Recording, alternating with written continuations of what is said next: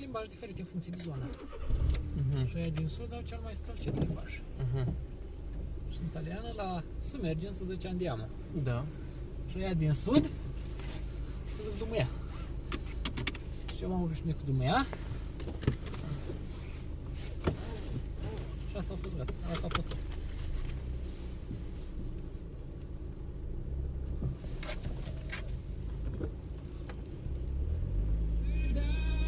We go.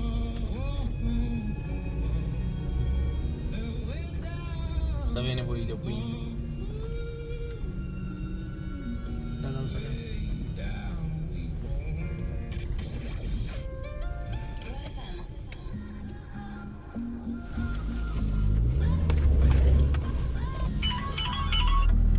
Alo? Da, ne-am pornit.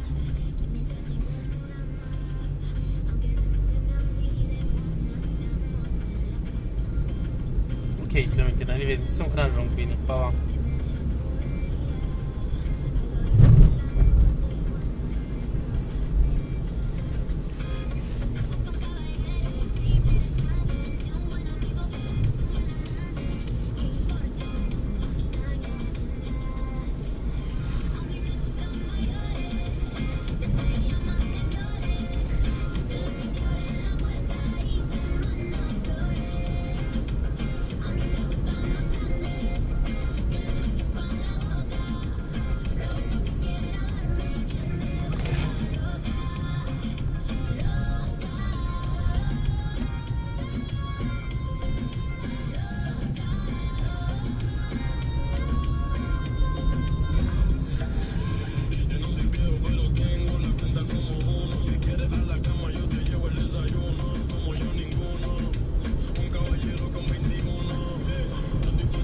Tu locura, tú quieres un viejo tan segura.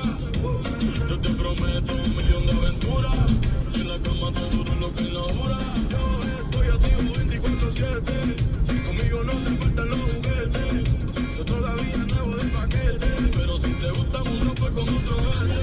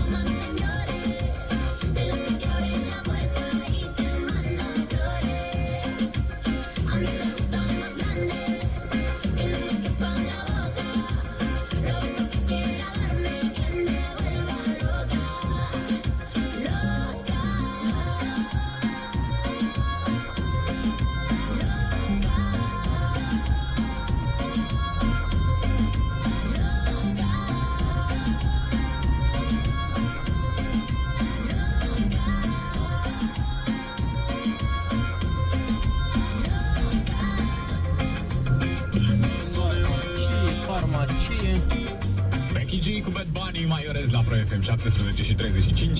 Loca, suntem în această duminică, ținem timpul în loc. Niște piese foarte tari. Ți-am pregătit super hitul Ine Nirvana. Am și Impossible și Arthur, pentru că e imposibil să te dă lumine la muncă. Și înșeamnă la culpa cu Liz Fonsi și Demi Lovato. Stai cu mine, Călin sunt, te salut. Sunt bine că sunt eu însă. Sunt bine fericită. Sunt bine atunci când mă răbesc cu oamenii. Sunt bine cu prietenul meu. Ești bine cu Pro FM. I got lost in the city.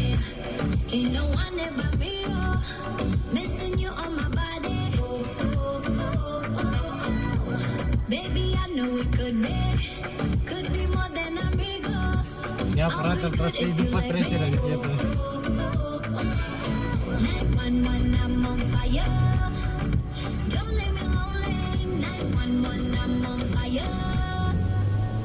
Smoking Havana. Bring the la la la la. Smoking Havana. Come on, bring the la la la la.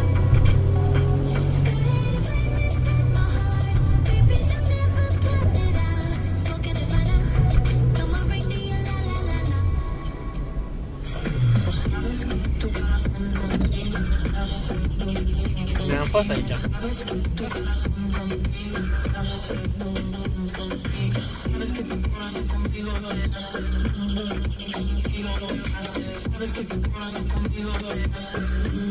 Da, domnule. I got lost in this feeling. I got lost in Nirvana.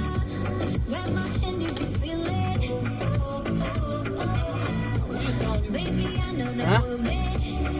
Da. More than amigos.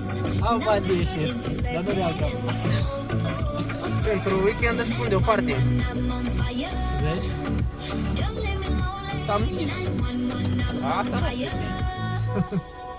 Smoking in front of Mai întâi să iasă, după aia vin dacă mai rămâne bani pentru cele necesare. Dacă n-aș avea colegi. M-am întâlnit cu Ionuț.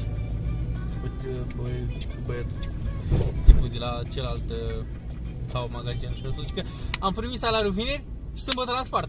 Și tot, dar mai am bonuri. Ce e asta, știi? Vreau să spun înainte cât o Patricia, i-au stat 3 zile cu bani.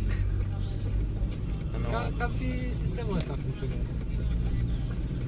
Eu sunt datorii, nici nu mai am avut chirie, nu chirie, cu părinții, curent, chestii și s-a dus. Până la următorul salar trebuie să facă alte datorii și apoi să plătesc. Da, 200, da, what the fuck? Ei se poate. Inclusiv cu banii aia care au câștigat atunci. Nu, că nu știu, spun că știi tu, dacă ar fi să compari cu jocurile de la paruri sportive, când câștigi îți vine să bagi mai mult, nu știu dacă ai trăit tu asta neapărat. Senzația asta.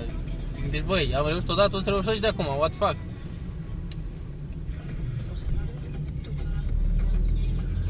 Le am pe băieții de la mall, care ei cu, nu știu, dau un exemplu, nu că este cealaltă, Ca la cu prietena? amândoi o prietenă, Ok. La gras sau la slab? la slavă. Ok. Dacă n-ar câștiga 18 milioane, ar fi grav. Da? Da? Ce? Nu că nu s-ar descurca fără 18 milioane. Stă și se gândește, bă, cum dracu se descurca înainte când lua mai puțin, lua 14-15, când era la Ușan. Acum ea ajunge să din 18. Dacă n-ar lua banii ăștia, nu știe ce-ar face. Și plătește chirie mai puțin ca noi, că sau 4 în casă. Ca el cu prietena lui și băiatul de la Ușan cu prietena lui. Faci mac-mac, nu, că ideea e că dacă are cine să te asculte, îți dai voie să te plângi o leacă. Găsești soluții, știm noi mai bine. Cheltui banii? Nu. Ia gestiona banii. Da, găsești. Mă ajută, leacă? Da. Pentru o bună sănătate orală, spălați-vă pe dinți